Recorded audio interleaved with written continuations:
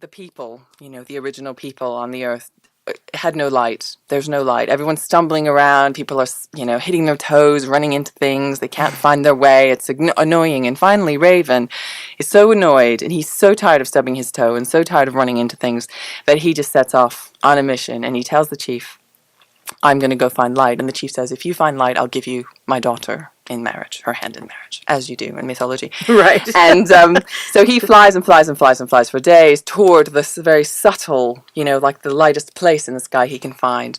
And eventually he comes upon a place that's sort of glowing and goes down, finds two coffins.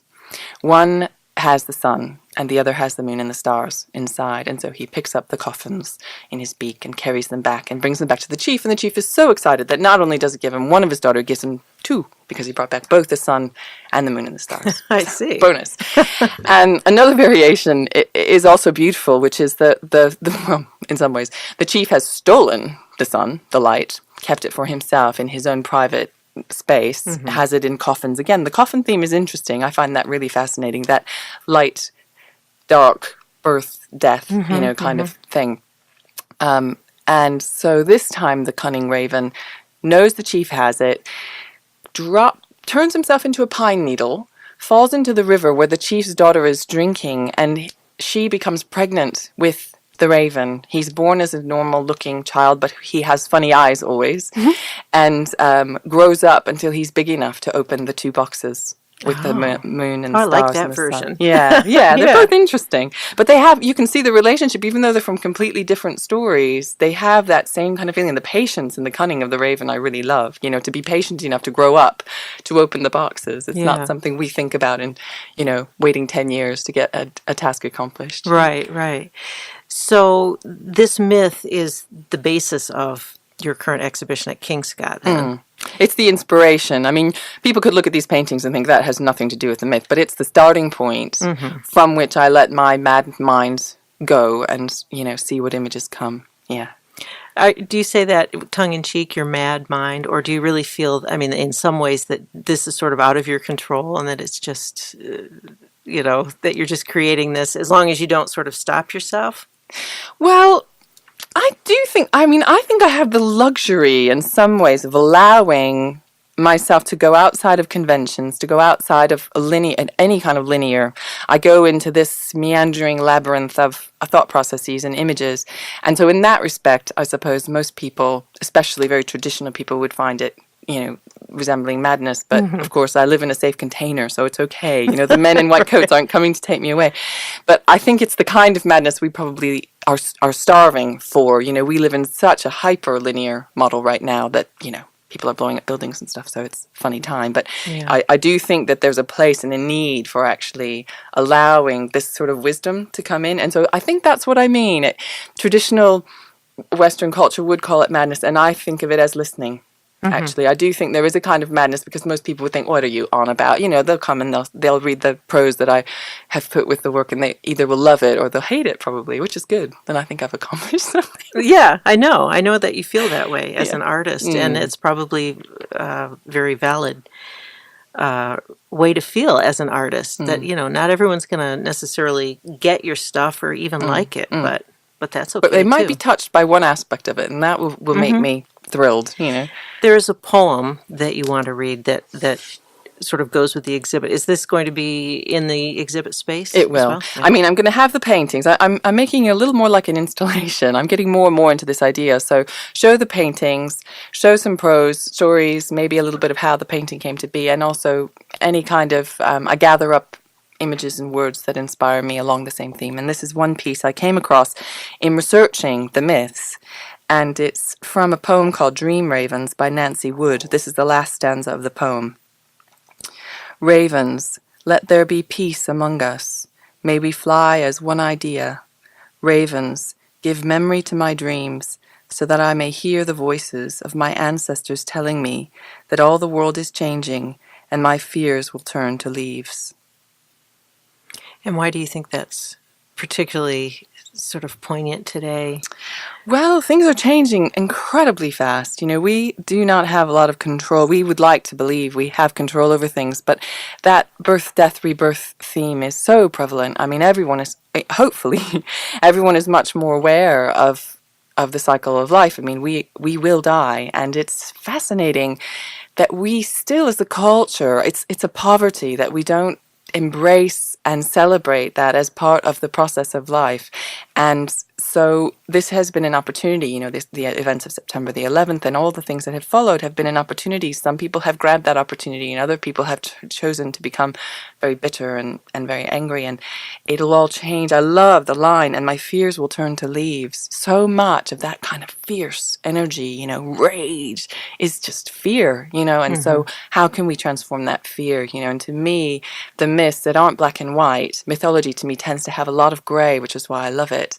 It's not good, bad. It's like, well, sometimes the raven is really cheeky and horrible, and sometimes he saves the whole tribe, and right. It isn't simple. So I think somehow by looking at ancient mythology in this respect, we can get a much more balanced perspective and less sort of boxed in and limiting. We're very limited by our current stories. We tell the good, bad, good, evil thing, Right. For anyone who's familiar with your work in the past, and I think the last time you and I talked was about 1.5 years ago, and in a lot of ways this work resembles, I see a lot of familiar, I don't want to say themes, but figures, I guess. For instance, the sort of coil that appears a lot, and women are prominently featured in your work. Can you describe one of these for us? I'll let you choose. Oh, right. Let's see. Well, there's a piece called The Practice of Awe, which was actually inspired by a woman named M.C. Richards. Some people will know. She wrote a book called Centering. She was a wonderful woman who I had the privilege of knowing at the end of her life.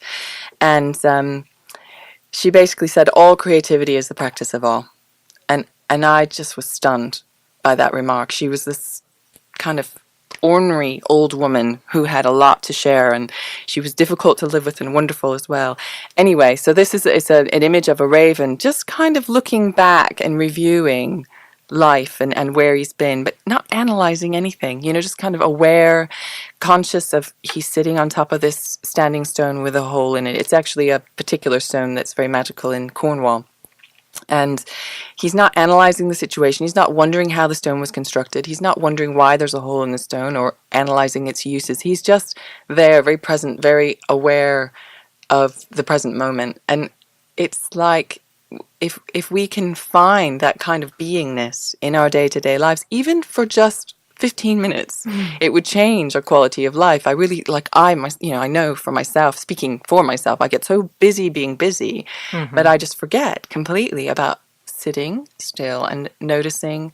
Just being. The temperature of the air, the sounds, the birds here are amazing. I've been away from Michigan. The birds are magnificent. And because I've been away, I'm taking real conscious effort to listen. And I'm traveling by bike, so I get to hear more probably than I would in a car. And they are particularly awesome this year. Yeah, I've noticed it too.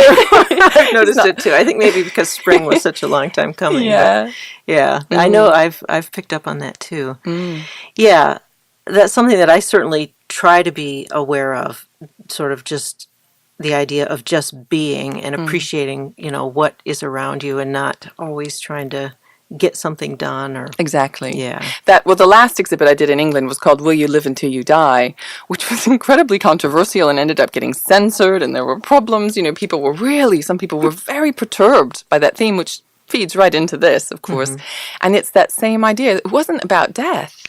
It was about, will you live?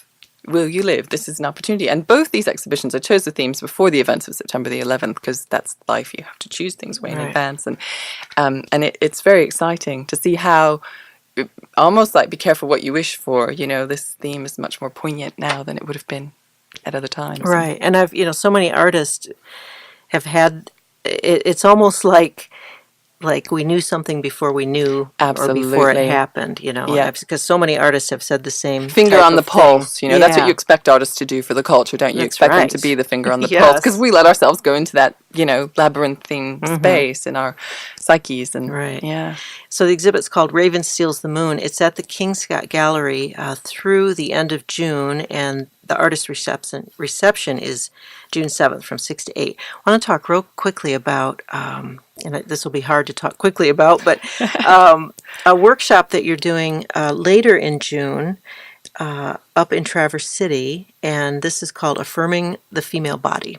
That's right. Yeah, it's actually an amazing space, I have to say. I always start off with that because it's a 30-foot yurt in the middle of 250 acres of woods, near Lake Michigan and Traverse City, and it's a gift. It's only ever been used for sacred ceremonies and circle dancing and all kinds of things that have a sort of, not a somberness, but a sacredness and a celebratory quality about them. So I've been privileged to be offered this space to do the work because the man who owns the land and his neighbor, who's a friend of mine, they're really into it.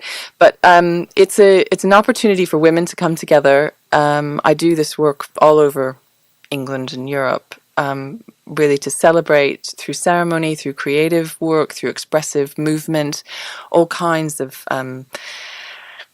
inspiration from the space as well, of course, and come together as a circle and to allow that deep beauty and wisdom to emerge in the space. And although that sounds very simple and a bit high, perhaps, it always happens. It's an extraordinary process that I've worked with this theme for years and years, and each time I am amazed at the deep beauty that does. No, it doesn't come. It's there. It's a way. It's just reminding people. It's an opportunity to be sitting in a circle with a lot of women, to be mirrors to each of us and to learn. They're all our teachers and come together. And I just create a structure that holds that well. And Marcy Clark, who's a Kalamazoo massage therapist and healer, she's assisting me. And she assisted me in England as well on a 5-day Affirming the Female Body workshop. So she's well experienced and knows the process. And that's June 14th through the 16th in Traverse City. How would someone get signed up for that? Because I have a feeling some people hearing this might think, I want to do this. Well, they can call me or